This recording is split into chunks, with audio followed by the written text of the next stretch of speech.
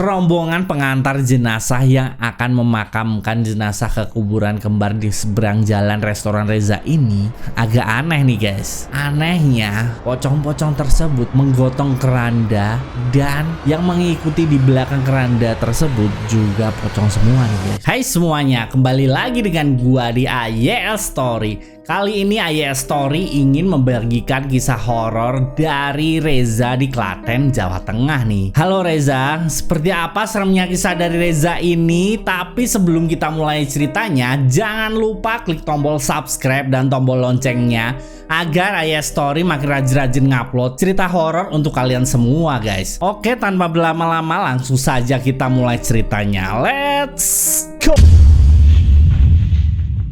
Cerita kali ini AYL Story bercerita tentang Reza nih. Reza adalah salah satu pemuda lulusan SMA di suatu desa di daerah Klaten, Jawa Tengah. Di desanya Reza tersebut susah sekali mendapatkan pekerjaan, apalagi seorang laki-laki.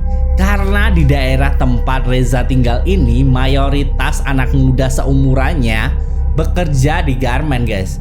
Akan tetapi di garmen di daerah Reza tinggal jarang sekali membuka lowongan pekerjaan untuk laki-laki. Karena mayoritas pekerja garmen di tempat Reza rata-rata adalah perempuan guys. Berkali-kali nih Reza ini ngelamar ke garmen-garmen di daerahnya tapi tak kunjung diterima guys. Reza pun dengan semangat sebagai pengangguran tanpa tanda jasa pun tak kurang akal nih guys. Reza juga mencari-cari pekerjaan di sosmed dan di internet. Tetapi setelah sebulanan berkali-kali mengirim lamaran, tak juga ada perusahaan yang menghubunginya kembali. Tetapi sebagai pejuang amplop coklat nih, tekad Reza untuk mencari kerja lagi perlahan mulai kendor guys. Dan Reza hanya pasrah saja menunggu panggilan dari perusahaan yang sudah dikirimi amplop coklat olehnya. Suatu hari ketika Reza dengan kesibukannya sebagai pengangguran tanpa tanda jasa sedang rebahan dan lagi lihat-lihat sosmednya, siapa tahu ada cewek cakep yang mau diajak jalan-jalan. Bukannya cewek yang didapat Reza saat itu guys, akan tetapi panggilan dengan nomor asing yang menghubungi Reza. Reza pun sontak menjawab panggilan tersebut. Dengan ekspresi senyum gembiranya, ternyata Reza dapat panggilan kerja dari salah satu restoran di daerah Semarang yang udah lama sekali Reza mengirimkan lamaran ke restoran tersebut. Reza ini sampai lupa guys kalau dia ngirimin lamaran ke restoran tersebut saking banyaknya yang dikirimi lamaran guys. Reza pun lalu mengabari ibunya kalau dia diterima bekerja di restoran. Ibu Reza pun sangat senang sekali setelah sekian lama anaknya menjadi pengangguran tanpa tanda jasa kini diterima bekerja di sebuah restoran. Akan tetapi di Semarang Reza pun kalau diterima bekerja harus ngekos nih guys. Karena jarak Semarang dengan Klaten sangatlah jauh sekali. Singkat cerita nih, keesokan harinya setelah berkemas-kemas barang bawaannya untuk melakukan panggilan interview, Reza pun berpamitan pada ibunya. Ibu Reza pun mendoakan semoga Reza diterima bekerja di restoran tersebut. Akhirnya Reza pun berangkat ke Semarang. Setelah sampai di restoran di daerah Semarang tersebut, Reza sedikit diinterview sama pemilik restoran itu. Dan Reza disuruh memulai pekerjaannya besok pagi. Dikarenakan Reza bukan orang Semarang asli guys, dan disuruh mencari kos-kosan dahulu di sekitar restoran tersebut. Restoran tempat Reza bekerja ini sangatlah ramai guys oleh pengunjung karena berada di pinggiran jalan utama. Akan tetapi nih, di seberang restoran tersebut terdapat kuburan kembar yang berada di sebelah persis restoran dan di seberang jalan restoran tersebut nih guys. Reza pun belum menyadari nih kalau restoran tempat ia diterima kerja tersebut bersebelahan dengan kuburan kembar. Karena Reza ini saking senangnya guys mendapatkan pekerjaan tersebut, jadi nggak ngeh lah kalau ada kuburan di samping restorannya tersebut gitu. Setelah diinterview, Reza pun mencari kos-kosan di daerah dekat-dekat restoran itu. Tapi Reza tak juga mendapatkan hasil guys. Penuh semua gitu di daerah-daerah situ. Reza pun terus mencari dan terus mencari lagi kos-kosan yang akan dia tinggali nih. Akhirnya hari sudah semakin sore Dan Reza pun mendapatkan kos-kosan, tetapi jaraknya dengan restoran tempat Reza bekerja tersebut agak jauh nih. Perjalanan ya sekitar setengah jaman lah menggunakan sepeda motor. Singkat cerita, di pagi harinya sekitar jam 10 pagi, Reza pun berangkat menuju ke restoran tempat ia bekerja. Sesampainya di restoran, Reza berkenalan dengan pegawai-pegawai restoran tersebut, guys. Restoran tempat Reza ini bekerja buka dari jam 1 siang dan tutup sampai tengah malam sampai pengunjungnya pada habis gitu. Jadi Reza ini datang jam 10 pagi agak sedikit kepagian gitu guys. Soalnya dia harus berkenalan-kenalan dulu lah sama teman-temannya di restoran tersebut gitu. Reza pun mulai bekerja nih. Reza di sini bertugas sebagai tukang cuci piring dulu guys. Namanya juga baru training ya guys ya. Hari itu pun restoran tempat bekerja Reza sangatlah ramai.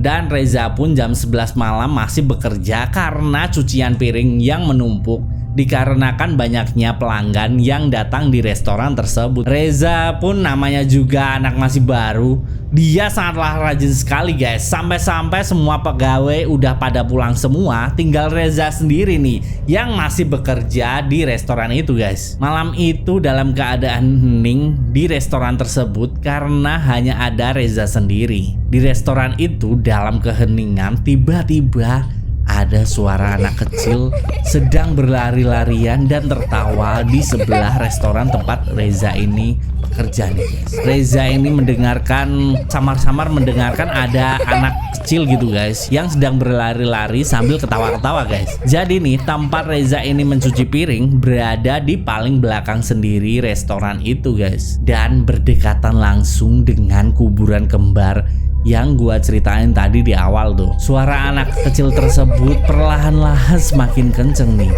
lalu perlahan menghilang lagi, perlahan mulai kenceng lagi. Reza dengan merinding masih tetap mencuci piring yang saatlah menumpuk tersebut nih. Ya diberani-beraniin lah, namanya juga baru keterima kerja ya guys ya. Masa langsung kabur kayak gitu doang guys. Suara kembali hening kembali nih guys, perlahan mulai hilang gitu suara anak kecilnya. Reza pun lega guys, gak diganggu suara-suara aneh dari anak kecil tersebut nih. Setelah lama gak terdengar kembali, tiba-tiba Reza ini mendengar suara anak kecil lagi nih guys. Suara tersebut seperti di sebelah Reza persis guys, dan bilang, "Hai kak, hai kak." Gitu guys. Pada Reza nih gimana gak merinding coba? Kalau gua sih langsung lari guys. Reza pun lalu langsung bergegas menyelesaikan mencuci piringnya nih guys. Dengan cepet guys, Reza ini langsung ngebut nyuci piringnya guys sampai selesai, lalu cepet-cepet pulang karena takut dengan suara-suara anak kecil tersebut nih. Keesokan harinya Reza ini menceritakan kejadian dengan teman-teman kerjanya. Akan tetapi nih, karena belum saling akrab dengan Reza, karena Reza ini adalah anak baru nih, teman-teman Reza pun hanya menjawab, "Alah, paling kamu juga salah dengar aja, Za." Gitu guys. Reza pun lalu kembali bekerja lagi guys. Gak ada yang mempedulikan ceritanya dia nih. Hari itu seperti biasanya restoran sangatlah ramai sekali karena banyak orang yang datang untuk makan di restoran tersebut nih. Hari itu tamu datang sampai jam 12 malam. Seperti biasanya nih, Reza kebagian cuci piring lagi nih. Karena piring dan gelas yang kotor sangatlah banyak sekali. Tetapi nih, kali ini pemilik restoran masih berada di meja kasir untuk menghitung laporan keuangan hari itu nih. Reza pun agak sedikit lega nih, karena masih ada orang yang menungguinya saat cuci piring di tengah malam di restoran tersebut nih guys. Akhirnya pekerjaan Reza pun selesai. Dan pemilik restoran juga sudah selesai menghitung laporan keuangan di restoran tersebut guys. Reza pun disuruh untuk mengunci gerbang restoran dan pemilik restoran pun pulang terlebih dahulu. Jadi nih pemilik restorannya udah selesai nih. Reza kan sebagai anak buah disuruh untuk ngunci gerbang nih. Hari itu tak ada lagi suara-suara yang mengganggu Reza. Akan tetapi setelah Reza ini mengunci pintu gerbang, Reza pun bergegas naik motor kesayangannya untuk segera pulang nih. Tetapi anehnya Reza menstarter motornya tidak bisa terus guys. Jadi macet guys motornya Reza ini. Reza pun lalu mengengkol starter motornya. Tetapi motornya pun malah macet dan tak kunjung bisa dihidupkan guys. Saat itu kondisi jalan mendadak sepi guys, karena sudah jam 1 malam dini hari guys. Padahal itu adalah jalan utama guys di daerah Semarang sana guys. Mendadak sepi jam 1 dini hari dan gak ada yang dimintai pertolongan untuk menyetep motor Reza nih, yang untuk mendorongin motor Reza gitulah. Reza pun mengecek busi motornya, ternyata tidak ada masalah nih. Dan Reza mengecek kembali mesin motornya. Saat mengecek mesin motornya, Reza ini tiba-tiba mendengar suara orang mengantarkan jenazah di kuburan kembar seberang jalan restorannya tersebut nih guys. Rombongan pengantar jenazah yang akan memakamkan jenazah ke kuburan kembar di seberang jalan restoran Reza ini agak aneh nih guys. Anehnya, Reza melihat pengantar jenazah yang akan nguburin jenazah itu guys. Pengantar jenazah itu yang gotong, yang berada di belakang itu, yang apa namanya, yang ngikutin gitulah jenazahnya, adalah pocong semua guys. Jadi nih, pocong-pocong tersebut menggotong keranda, dan yang mengikuti di belakang keranda tersebut juga pocong semua nih guys. Reza pun lalu dengan gugup dan ketakutannya mengengkol sepeda motornya nih dengan sangat buru-buru nih guys. Tetapi ternyata sepeda motornya ini pas kali bisa dihidupin guys. Setelah Reza menonton itu yang memakamkan jenazah itu adalah pocong semua itu guys. Reza pun lalu menggaspol motornya. Tetapi apa yang terjadi guys? Motornya digas gak mau jalan ya, seperti ngeden gitu. Padahal udah digaspol nih sama Reza, tetapi nggak kunjung mau jalan gitu guys. Motornya Reza ini seperti ada yang duduk di jok belakang motor Reza nih. Reza pun tetap berusaha ngegas motornya dan akhirnya perlahan-lahan bisa jalan guys motornya Reza ini. Walaupun jalannya pelan, padahal Reza ini udah menggaspol nih motornya tersebut. Sambil jalan pelan-pelan nih, Reza pun melirik ke arah kuburan kembar seberang jalan restorannya tersebut. Pocong-pocong tersebut seperti biasanya menguburkan pocong juga nih guys, yang ada di dalam keranda. Ya layaknya orang nguburin jenazah lah gitu, tapi itu pocong semua tuh. Tetapi dengan sangat ketakutannya, Reza pun menggaspol motornya guys. Akhirnya motornya bisa jalan walaupun ternyata agak berat guys. Ternyata nih yang berada di jok belakang Reza itu adalah pocong guys, yang membonceng Reza gitu. Di perjalanan Reza pun udah menggaspol dengan sekuat tenaga guys, tetapi masih ngeden juga motornya itu guys. Sampai akhirnya Reza sudah sampai di kosan nih dengan badan yang gemetaran dan tremor semua guys karena takut. Reza pun lalu cepet-cepet untuk tidur dan sembunyi di balik selimutnya karena ketakutan nih. Akhirnya Reza pun bisa tidur.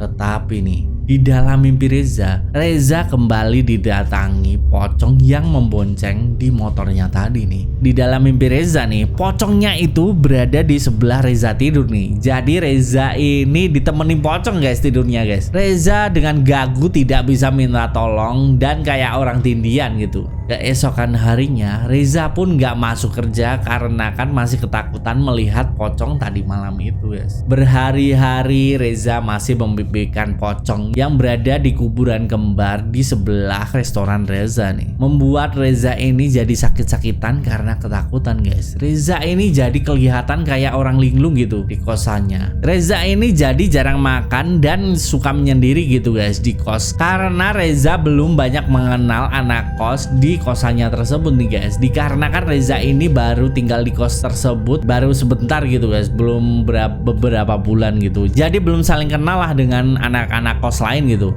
Akhirnya setelah berhari-hari nggak makan dan mengunci diri di kamar kosannya, bapak kos pun menemui Reza nih. Dan Reza berkali-kali diketuk pintu oleh bapak kos. Diam aja guys, ternyata Reza ini sakit parah nih. Dikarenakan Reza ini jarang makan dan jarang keluar dari kamar kosannya gitu guys, membuat bapak kosnya ini curiga, lalu nyamperin ke kamar kos Reza nih. Setelah Reza membukakan pintu, badan Reza ini jadi pucat sekali guys, seperti orang yang sakit berhari-hari gitu. Jadi pucat, Reza jadi agak kurusan gitu guys. Pak kos pun lalu menelpon keluarga Reza nih untuk menjemput Reza balik ke rumah sebelum sakit Reza ini mulai parah nih. Setelah dihubungi oleh bapak kos, keluarga Reza pun di hari berikutnya menjemput Reza nih, dan Reza segera dilarikan ke rumah sakit guys oleh keluarganya. Dan setelah berada di rumah sakit selama 1 bulan, akhirnya Reza pun bisa sembuh nih guys. Akan tetapi Reza ini di tiap malamnya masih dihantui oleh pocong di kuburan kembar tersebut nih. Dan Reza pun sampai sekarang ini masih dihantui oleh pocong di kuburan kembar tersebut guys. Oke, mungkin cukup segitu aja kisah horor dari Reza ini. Like dan subscribe kalau kalian suka video ini, dan share ke teman-teman kalian. Dan kalau kalian ingin membagikan kisah horor kalian pada Ayah Story, silahkan email di bawah ini ya. Sampai jumpa di video selanjutnya ya guys ya. Bye bye.